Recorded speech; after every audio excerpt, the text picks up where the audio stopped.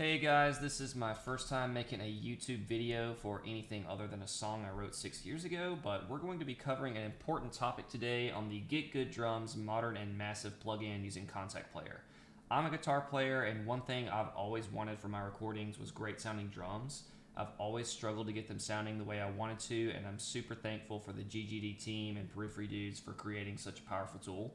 The topic of discussion today is about using your Guitar Pro Drum Midi for use with GGD. I researched this pretty heavily as soon as I bought GGD just because I've used Guitar Pro for years and years, and it's always been one of my absolute favorite ways to compose and communicate my ideas. So if you've never used Guitar Pro, I highly recommend it, especially if you play guitar and you want a way to archive and store your ideas for future reference. There's also some freeware out there called Tux Guitar that works the exact same way.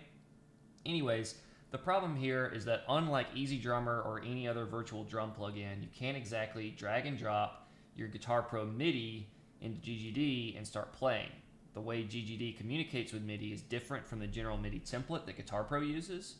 So if you're like me, you probably found this pretty irritating. You didn't really find a very straightforward answer to get this working quickly. But the good news is that it's actually really simple, and I'm going to show you how to do that from square one. And I'm going to assume that you have some moderate recording knowledge, and I'm also going to assume that you already downloaded and installed GGD as a virtual instrument inside of your DAW.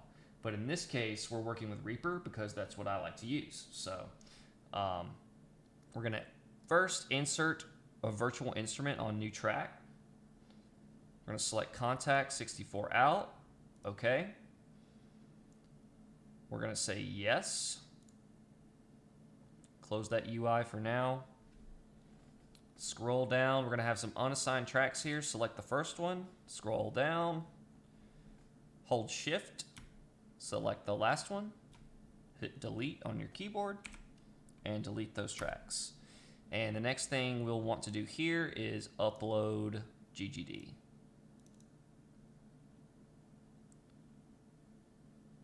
So while we're waiting on these samples to load, I don't exactly have a fast computer by today's standards, so we're going to set some other stuff straight here. What you'll need to do is go to the Info tab, and where it says MIDI channel, we need to set that to Omni, and we're going to scroll down just a bit to this drop-down menu here, and we're going to select Multi-Out Advance. We're going to wait on these samples to finish loading. Bear with me, guys. I do apologize.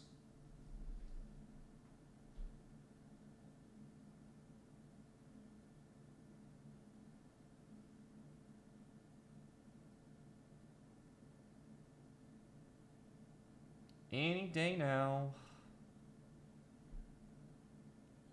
Okay, sorry about that. So, let's just make sure our drum kit works. Seems to be working just fine.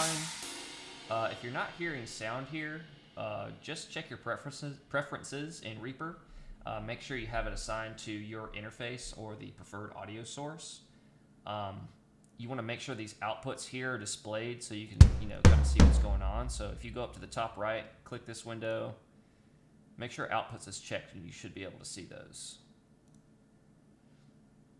So next, we want to add outputs, just in case it didn't work on the first time with it routing to the individual tracks.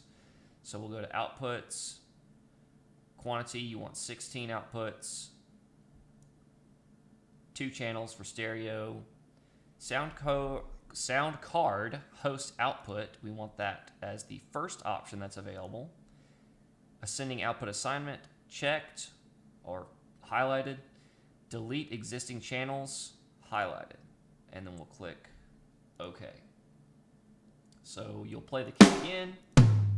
Want to make sure that each drum is going to its own track, and if the audio is coming from more than one channel, that's fine. That's just from where the sound would naturally bleed over if this was a live mic'd kit, which is what you would what anyone would want. This will make it easy to change. To make changes in your post-production as well as fine-tune your drum mix. So now that we've got GGD almost working the way we want it to, because in this case we want to use our Guitar Pro MIDI, not the piano roll, because we love Guitar Pro and we just want to write sick riffs on some fucking awesome sounding drums, right? So let's load up our Guitar Pro Midi just like we would for Easy Drummer or Superior Drummer, Steven Slate drums, whatever it is you've been using. So let's go to Guitar Pro. And I'm sure you guys know how to do this. This is a pre-made, or a song I've written in Guitar Pro here with the drum track, some guitars. We're just going to single out the drums, and you want to make sure the volume is all the way up so you get the maximum output for the MIDI. And we're going to go to File, Export, MIDI, and we'll save that to the desktop. I already had one saved, so I just overwrote it. And then I'm going to drag and drop mine right here. If you don't want to do that, or you don't know how to do that, that's fine. You can go to Insert Media File and then just search for the MIDI file that way. But a little bit of lag there. Okay, so if we press play, sounds nothing like the Guitar Pro Midi. The drums are not in the right place, so this is what I was saying about it communicating differently than general MIDI. So we have to make some adjustments, and this is super easy stuff, guys. I promise it's not complicated, and it doesn't take long at all. All we have to do is open the GGD UI. We're going to go to the Settings tab right here, go to Mappings, and we're going to clear the map first, just so we're starting with a blank slate. So now nothing is assigned down here. And then we're going to load a preset. And we're going to load the GM preset, which stands for General MIDI. So that'll get us pretty close to what we want. There may be some minor adjustments we need to do here. So let's press play again and see what happens.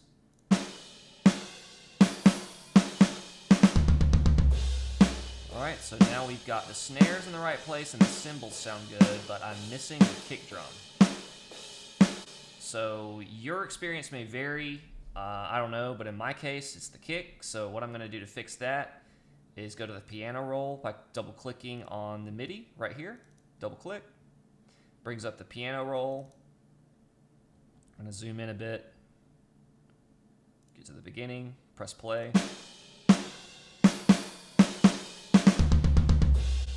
So this is our kick on the bottom. And if we press this key, nothing's being played because this is not assigned to the right spot. But instead of like messing around with all this and changing your Guitar Pro Midi, instead of it doing that, we're just going to assign the kick, which is at C1. We're going to assign that here, which is B0. You'll see that in this window up here. If I hover my mouse over it, says B0, that's where we want it because that's where our kick is. Okay, so we're going to close out of this, go back to the GGD UI, and we're going to go back to the mappings. We're going to go to kick. It's assigned to C1. We're going to assign that to B0. Okay, so if I close out of this, press play, my kick is back in the right spot, and the drums are playing exactly how they should be.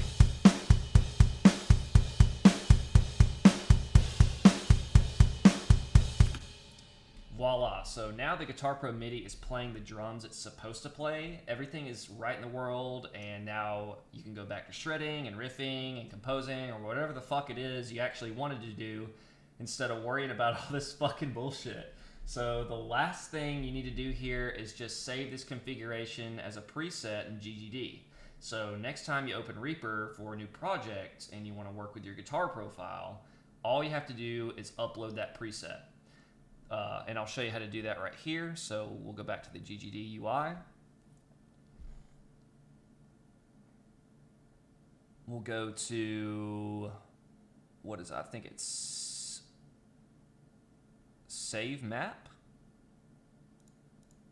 Custom 1. And now that preset is saved for the next time you open Reaper. Cool, guys. Well, thanks for watching. I really hope this helped some of you guys.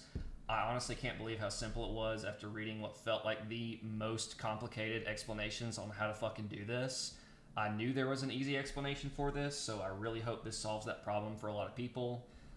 Huge shout out to Sandipan and Ricky on the GGD Facebook group. You guys inspired me to make this video.